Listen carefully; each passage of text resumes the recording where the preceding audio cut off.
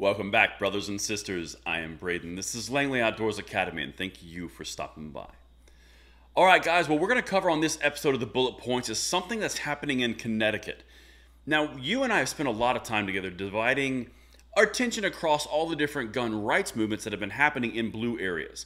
Most notably in Colorado, where we've seen multiple AR bans and mag bans put on temporary restraining order, or, hey, chill out for a second, you guys are unconstitutional. Now it's spreading to the deep blue bastions, and this is Bruen taking effect. The medicine is drawing the poison from the wound. It's going to take time, but it is working.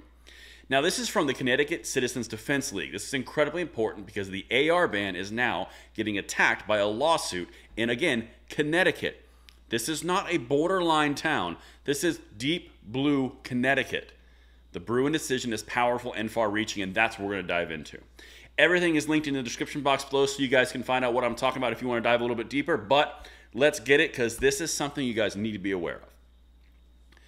Gun owners and rights groups challenge Connecticut firearms ban.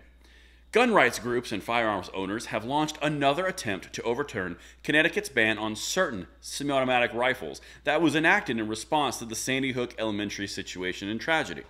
Now, fair warning, this article that I've cited is extremely biased, and I'm going to cut out the propaganda here for you. But the big point here is, Connecticut is deep blue. We are pushing into that element. This is incredibly important because Bruen has the legs to do it, as we've talked about. Hartford, Connecticut, citing a U.S. Supreme Court decision earlier this year, talking about Bruen, gun rights groups and firearm owners have launched another attempt to overturn Connecticut's ban on certain semi-automatic rifles that was enacted in response to the situation. Now, of course, they're talking about ARs. You guys know it, we know it. That's what they're talking about here. This is it, because it's really cool when we start to see the people involved. A new lawsuit was filed Thursday in federal court by 3 gun owners, the Connecticut Citizens Defense League and the Second Amendment Foundation. They are seeking to overturn the state prohibition on what they call the modern sporting arms, such as AR-15 style rifles. I'm not going to read the rest of that because that is pure propaganda. They're going after any type of ban because it's unconstitutional. You don't have the history, the text, and the precedent. So they're going to go on full-on defense because they know that everything they've done is unconstitutional. That is the crux of this whole thing. The Bruen decision has basically made it possible for us to go back and reclaim rights that were taken, and it was accepted that they were taken, but no longer. As I said, the Bruen decision is drawing the poison from the wound.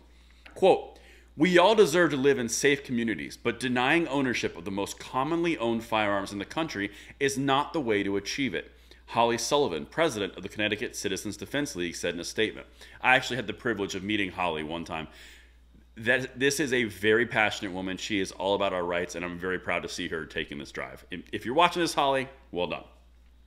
Quote, "The recent U.S. Supreme Court decision has opened the door to this challenge, and we believe Connecticut will be hard-pressed to prove its statutes are constitutional," she said.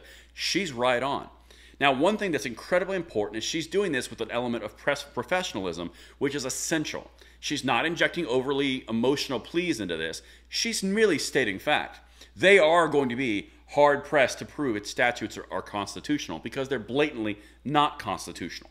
We've seen across the United States over the past probably about 4 months, the desperate and need and pleas and cries of the gun controllers to say, no, we had a law in 1891.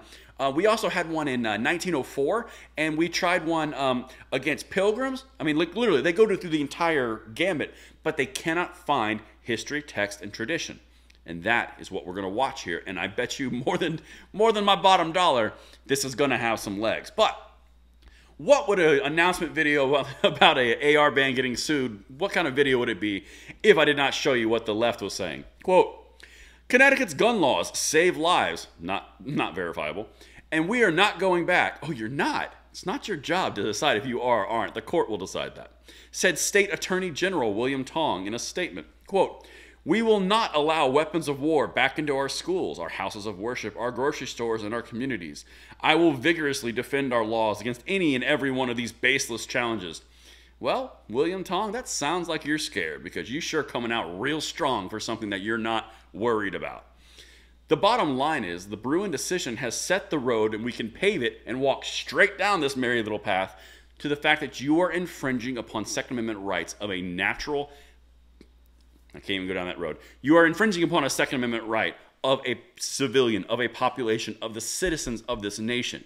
You can't pick and choose what you like and you don't like. This is a common use platform. And that's where they're going to run into. They are wedged between common use and common sense gun control, and they are losing. This is the flails of someone who is losing. But let's continue. The lawsuit was filed against Democratic Governor Ned Lamont, Public Safety Commissioner James Rovella, and several state prosecutors. Lamont said Friday the state gun law was passed to prevent needless tragedy, had bipartisan support when it was approved, and overwhelmingly supported by state residents. That does not matter.